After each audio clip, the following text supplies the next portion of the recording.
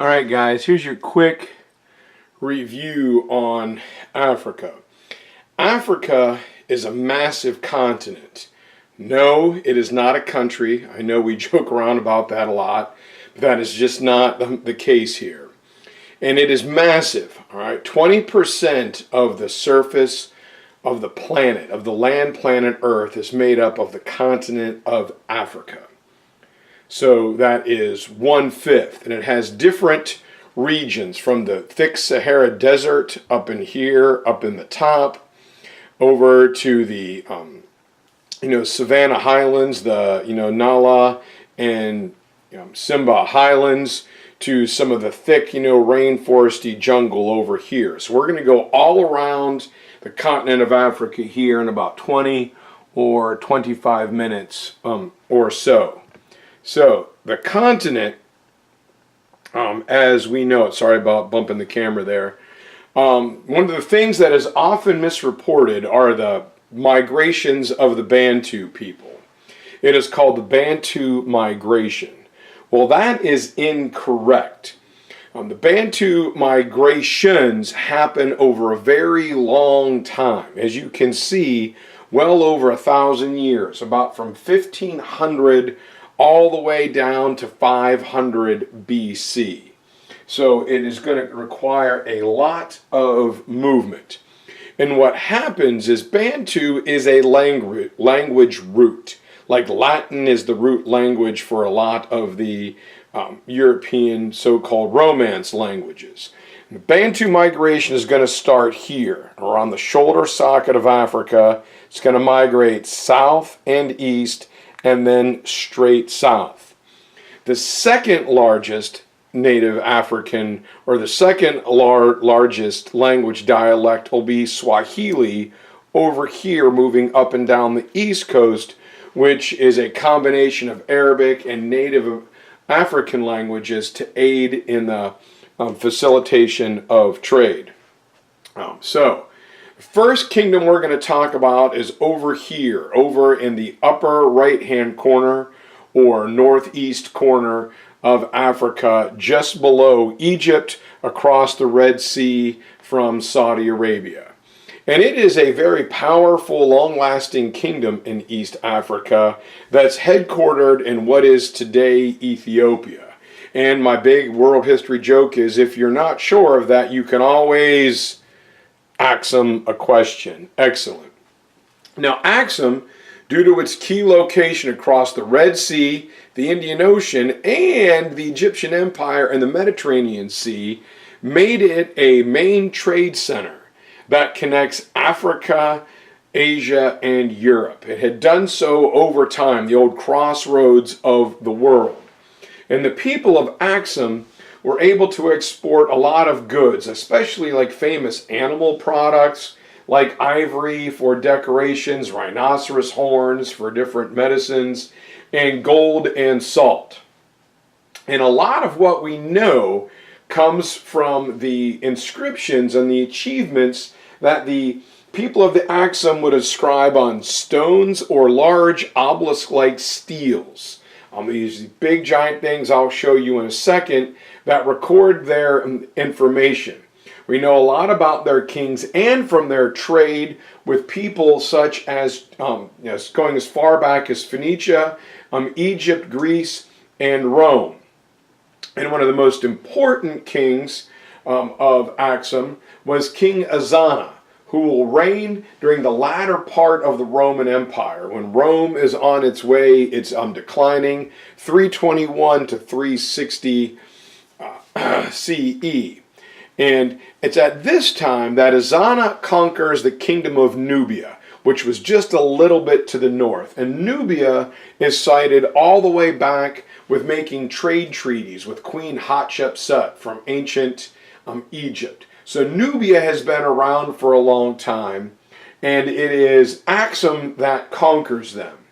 And in 320, Ezana will do this. He will burn the capital to the ground, and he will also convert his kingdom to Christianity. This is well before King Theodosius makes Christianity the official religion of the ancient Roman Empire. And one of the amazing things he does is he is able to quarry out these large stone churches in the shape of crosses. As you can see, this one here is this one from above. And so this area will be rich in Christianity. It's very close, the trade routes going up to Jerusalem, the Middle East, the Roman Empire. And even when Islam is going to grow and spread, because of their ability to facilitate trade and the difficult geography of Aksum, they were safe as Islam expands. They were a little island of Christianity during the expansion of Islam. And these are some of the gold coins that Ezana will have made. And that was the only way to buy, sell, and trade things in his empire. You had to have a coin with his picture and seal on them. Here's what I was talking about, those steels or the large pillars where they would record their information, sort of like Egyptian obelisks and hieroglyphics. So we were able to figure out what they were doing, what they were up to, and what was going on at this time.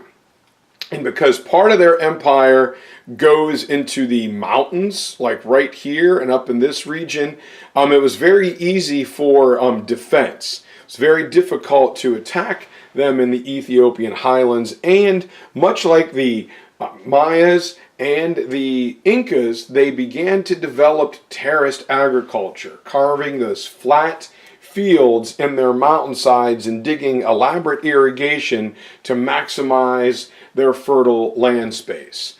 So they would make channels to make sure the rainwater did not wash away all of their crops. These canals would also channel the water into irrigation ponds, similar to the Maya, so they could always water their crops.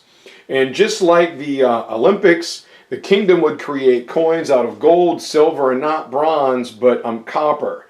And you know how in American coins we have "In God We Trust." Well, back in Aksum, you had "May the country be satisfied." I like that one. Things are so good. They're so happy here. May everyone in the country be satisfied. We're working hard. We've got this major trading empire. Let's be satisfied. So, whoops, I keep bumping this thing. I hope you guys can see it. Aksum is going to fall. For some reason, it moved its capital away from the port city, maybe for defense, maybe for safety, and it goes to the interior of the kingdom, closer to the highlands.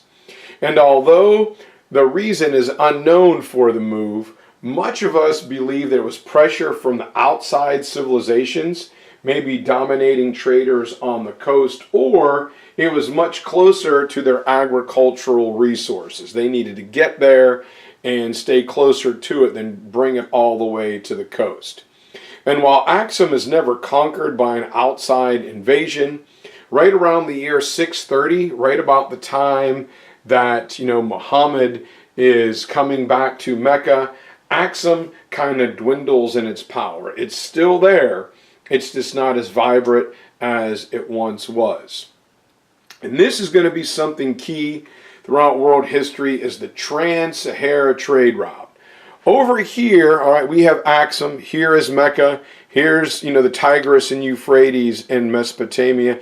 And we know, going back to the days of the Egyptians, the Phoenician, and the Greeks, there was trading going on. But over here in the shoulder socket of West Africa is where we're going to get three new kingdoms. And they're going to travel across the arid, very difficult, the world's largest desert, the Sahara Desert, forming what is known as the gold and salt trade. Gold is very plentiful in West Africa. Salt was available along the coast. So the two of the big three products that will be traded here on the Trans-Sahara Trade route is gold and salt, and eventually slaves. We are now going to talk about the big three empires of Ghana, Mali, and Songhai. As gold was dug, it would be washed. It would then be stuffed into these feathers, kind of like a packing crate, to keep it safe. where it would then travel to and be made into coins to exchange in markets in Europe and North Africa. And over here are large blocks of stone. They look like marble slabs that you would have, you see on kitchen countertops and in, restaurants and places like that. While salt was the ancient world's refrigerator. It's how you preserved your meat and your poultry and your fish. And living in the desert, a certain amount of salt is needed to prevent dehydration, especially when you get to the hot tropical areas of the rainforest. They didn't know anything about like Gatorade and Powerade back then, so it was all regulating your salt intake. When I was still in high school, to prevent dehydration, they still gave us salt pills. Didn't usually work too good. They thought it would help us retain moisture, whatever. So, while it's found on the coast and in the desert, farther south you can't find it, so it was extremely valuable. The Romans actually paid their soldiers in salt. That is where we get the term salary from. Right? It was worth every bit as much as gold. The block of salt was literally worth its weight in gold. And so it's directly over from here, right here in the widest part of Africa, in the shoulder socket, that we are going to get the kingdom of Ghana. And Ghana was the kingdom that will maximize the Sahara trade routes. It's able to grow wealthy because of its location on the Great Niger River, which runs in like an arc from here to here. So it controls the north-south trade route, the major Niger, the Senegal, the Gambia rivers, and they will hook into the Trans-Sahara Trade route, which will hook in eventually to the Great Silk Road. And Ghana is going to be a very long-lasting empire. It starts from 300 CE and goes all the way up to 1100. So from the fall of Rome all the way over to almost the start of the First Crusade. This is a long-lasting, powerful empire that is important because it is the foundational empire in West Africa. It is the very first one. Everyone else will be built upon it. So it is the grandfather of all the great West African kingdoms. And since it will grow right in the middle of the heart and the expansion of Islam, it will have a great influence on the West African kingdoms. Islamic merchants coming over not only to expand their religion, but also expand their trade routes, which was a big motivation early on, all of a sudden begin to come over into Ghana, and they're going to hang out with the original kings. Now, the kings of Ghana aren't necessarily going to convert to Islam, but they're going to make great accommodations for Islamic traders, as the kings of Ghana were traders as well. And much like the old Chinese, the kings of Ghana maintain a monopoly on things that everybody needed, like copper, salt, and liquor. They had these governmental monopolies, so if you needed it, you had to go to the West African kings. It's just simply how it all came together. They were normally paid in gold. So this is how they worked. They also rented out royal lands where they grew lush crops like sugarcane and bananas, which will migrate over from Madagascar, and using the well-watered plain, they are able to maximize their government's coffers. So gold, salt, copper, and cloth were all monopolies maintained by the kings of Ghana. One other unique thing about them is the kings were seen as blessed by the gods, and as a result, they ruled through a council, while the kings of Ghana would sit in like a chair in a courtroom, and their people, their common average everyday people, would bring a case or a complaint directly to the king. So the people had direct access to their king, whereas they did not in other monarchies around the world. And when the king died, his son did not get the top job, but it went to the oldest son of his closest female relative, so either a nephew or a cousin, because the Africans worshiped the mother goddess, and since the kings were divine, they had to come from the mother. So Ghana is going to spread far, or have this great influence on the rest of the area of West Africa, and they will begin to absorb Islam as it comes in, and Muslims will be used as court officials because they can read and write. They will be advisors. And then around 1050, a group of Muslims from North Africa, what would today be Morocco, the Almoravids, come down and they destroy Ghanaian power. They're not able to completely take over, but they ruin and destroy the once great civilization of Ghana for a small time. And growing out of the ashes of Ghana is the second of the great West African kingdoms, right about here in red, and that is the kingdom of Mali. Mali was at one time a small part of the Ghanaian Empire, and they break away. They are the ones who rise from the ashes and form the next second most powerful kingdom. They look at what Ghana did well and they kept it, and they add their own imprint on it. And Mali is going to rule over West Africa from the 1200s right up to about 1500. They will encounter the Portuguese.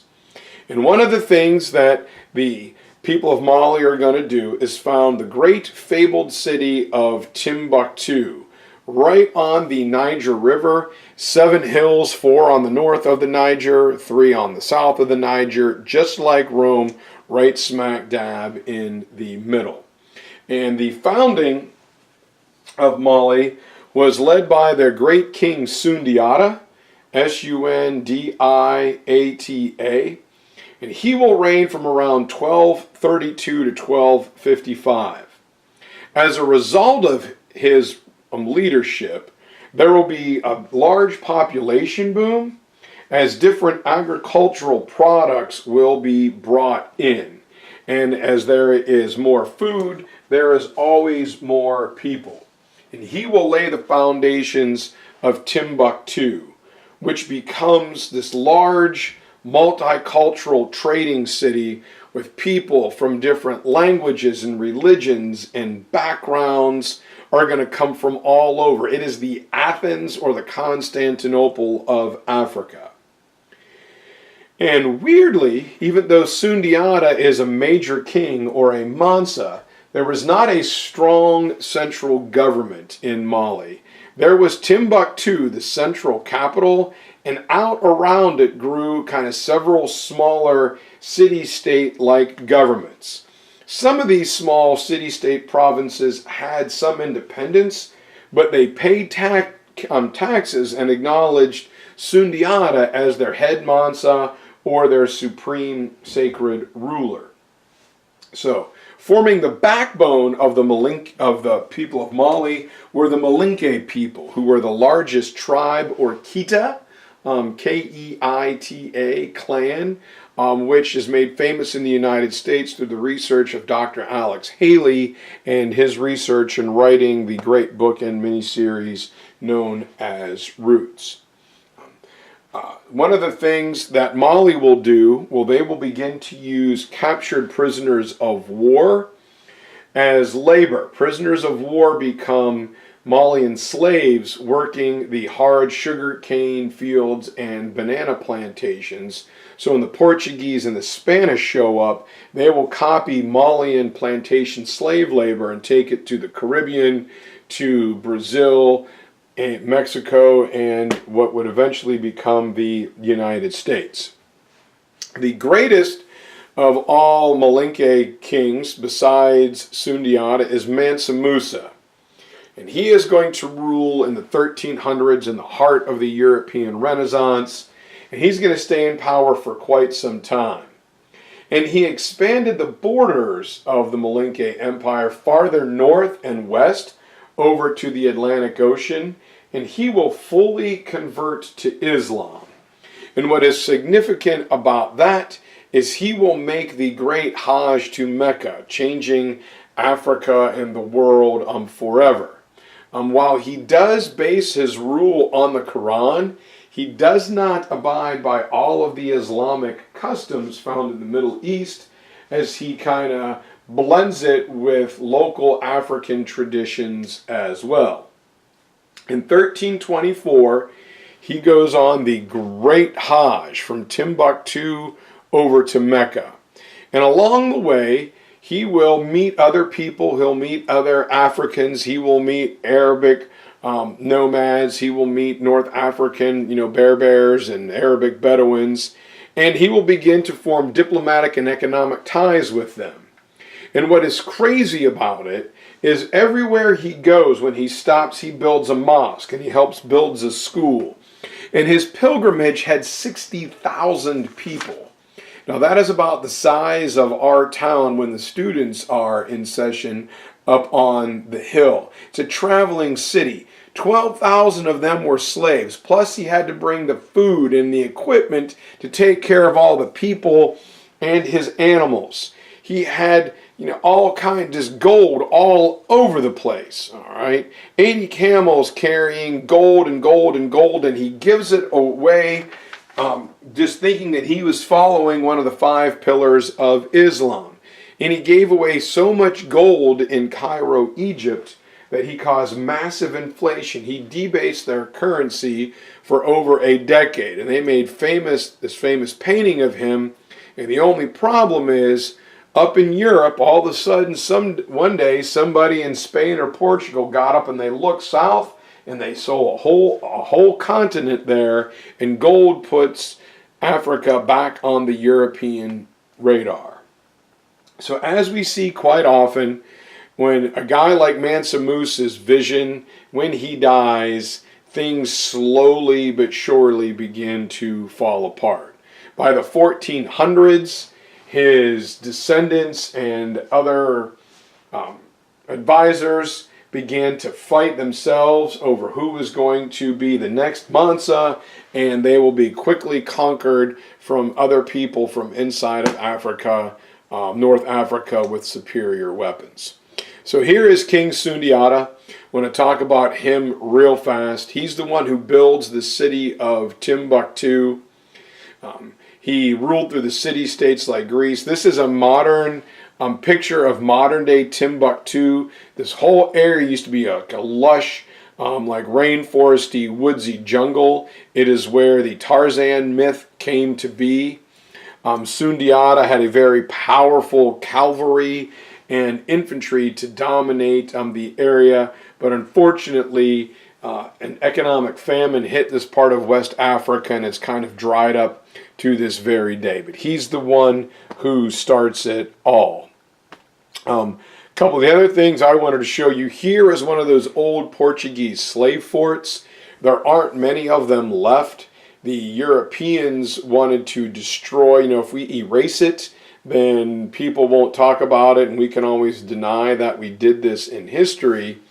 And their fort here, right on the riverbank and right by the seacoast, had a garrison for the soldiers. It was protected. You could fight, from invaders on the sea and on land. And it's where they stored their valuable trade goods, including their slaves, which would be taken into a basement. Then they would be herded, scared, barking dogs or gunshots. They would run towards the light down this tunnel onto a dock that had a boat ramp on it, a middle passage slave ship. They would run towards what they think was safety and light. All of a sudden they're on a boat from which they have little hope of escape or return. This is going to bring us to the third great empire of the Middle East, known as the Empire of the Songhai, which will come up shortly after the Portuguese had made contact. And over here is going to be a region known as Senegambia, where the Senegal and Gambia rivers are. And the Songhai Empire will rebuild itself from the ashes of Mali, very similar to how Mali built on Ghana. And their ruler, Sunni Ali or Soni Ali, will turn his smaller empire. Think of the Song dynasty as smaller than the Tang, while the Songhai will be less wide in scope compared to Ghana and Mali, but it'll reach farther into Africa, almost all the way to modern day Sudan. And what makes Soni Ali powerful is he built a riverboat flotilla where he had his soldiers on horseback. Remember the story I told you, the cavalry charge? And they would come flying off the river on these boats with soldiers on horses, taking over smaller villages and tribes who were just farmers. They were terrified, they were overwhelmed. They're either absorbed into the empire or they became slaves. So he builds this big empire and he will die, Soni Ali will, right as Columbus set sail. Now, many of these West African Mansas will adopt Islam, but they still retained a little bit of their West African local polytheistic religions, except for Askia Muhammad al-Turi. He was a zealous, dedicated Muslim. He will increase trade with Muslims throughout his empire. He will welcome them to Timbuktu. He wanted to build this perfect Islamic state.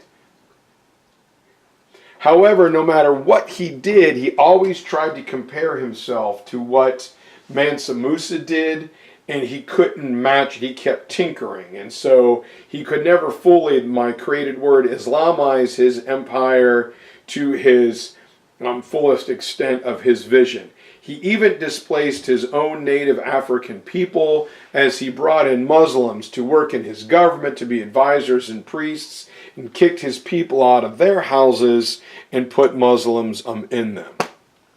So, this is important. We're going to talk about the Senegal, the Gambia, and the Niger River.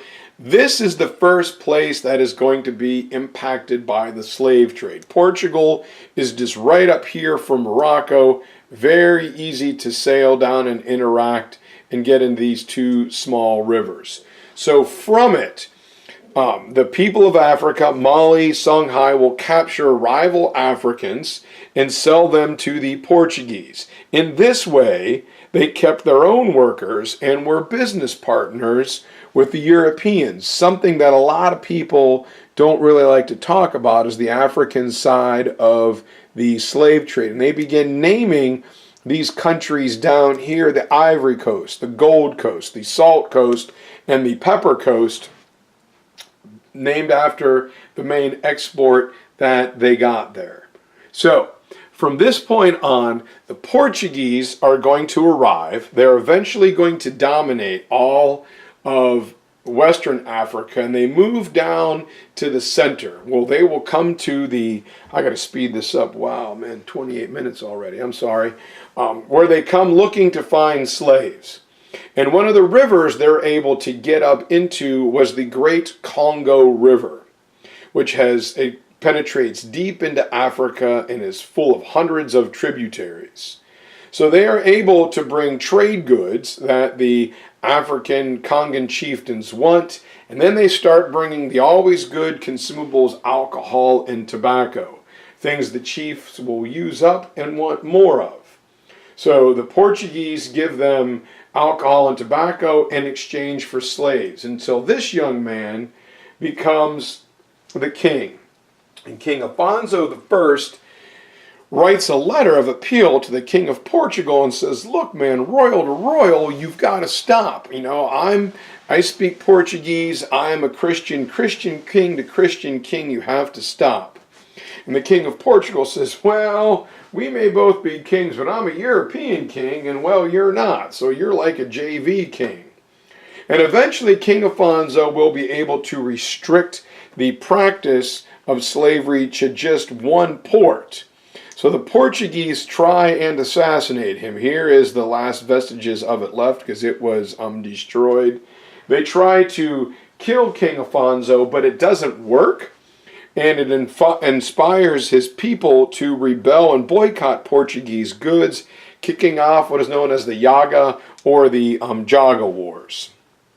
So from here, we are going to swing around from the Congo, and the Portuguese are going to sail a little bit farther, a little bit farther, a little bit farther each time, recording their journey. They would take like 60 days worth of supplies. When they got 30 days into the trip, they would turn around and go back. And each time leapfrogging a little bit farther and farther down till they make it around the dangerous Horn of Africa, thinking that India is right here.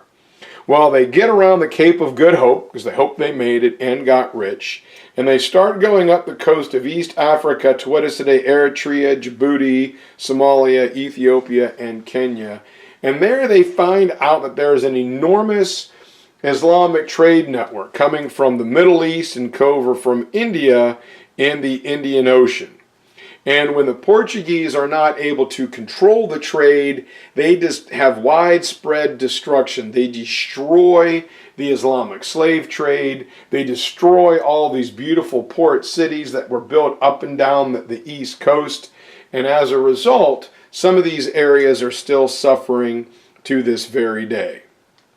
Now this will take us to southern Africa, to the civilization of the Great Zimbabwe. They are inland up the Zambezi and Limpopo rivers, and the people of the Great Zimbabwe were great artisans in stone and in wood, and they lived in Greek-like city-states, all right? Like this one from the air. This is the Great Zimbabwe, the tallest and the largest of these Greek-style city-states. Were right in the middle. They had an Acropolis of the chief god or goddess of the city, with a water well and foodstuffs, a silo where that rock is that I showed you guys comes from. And in the city were the city slickers, where the nobles and the high priests and the merchants lived, and outside the people were cattle farmers. There's about 150 of the small city-states of Zimbabwe, nearly identical to the Greek city-states, except they didn't fight each other like the Greeks. And we have found objects that were in Iran, Persia, and China that come from the Great Zimbabwe. So somehow they had access, whether it was through some mediator, some unknown third party, or direct access. We found Zimbabwe artifacts in Iran and China and nowhere else. One of the great historical mysteries of the world. And now we're going to go down to South Africa, where in 1652 the Dutch begin to stop there to refuel, to get fresh water and food to make the trip around the Horn of Africa and over to India. And they set up a supply depot for the Dutch East India Company, or the DEIC. And all of a sudden, as they show up, they begin to trade with the local native Africans known as Khoikhois. And the Khoikhois welcome them. They're friendly. They do a lot of trading, goats, cattle, sheep, milk, citrus fruits, whatever. And then little by little, some of the Dutch guys don't want to get back on the ship. And they stay there. And as their supply depot enlarges, the Dutch become known as Afrikaners. And all of a sudden they begin to dominate the people and set up these large farms or plantations, and the friendly Khoikhois are driven off their trading posts and grazing land. So they rebel. Well, with their inferior weapons, they are quickly defeated, and the Afrikaners take over, and they force the once friendly Khoikhois to be wage workers on land that was once theirs. Now, after a series of wars, the Afrikaners are going to eventually displaced by the British, and we will see the horrible governmental system of apartheid, the white minority ruling the large black majority. But all over Africa, there is exciting achievements in gold work, wooden carving, stone carving, the steels, the trade routes of Ghana, Songhai, and Mali, the architecture of Timbuktu and the Great Zimbabwe, and beautiful fables and folk tales like a animal burned by the embers of a fire will never touch it again. All of this wonderful learning and preservation while Islam is spreading and while Europe is in the Dark Ages, the Crusades, and the Renaissance. One of the things that makes it difficult to study African history is that much of it was done orally. They didn't need a writing system, so everything was passed down verbally. Unfortunately, as a result, much of what we know comes from a bias from Arab travelers, merchants, and later Europeans. So here, right up in here, is going to be Zimbabwe. Here are the Khoikhois welcoming the Dutch, and here's a little Khoikhoi, and it gets bad from there. So that's Africa in 35 minutes. I'll be back with Mesoamerica shortly.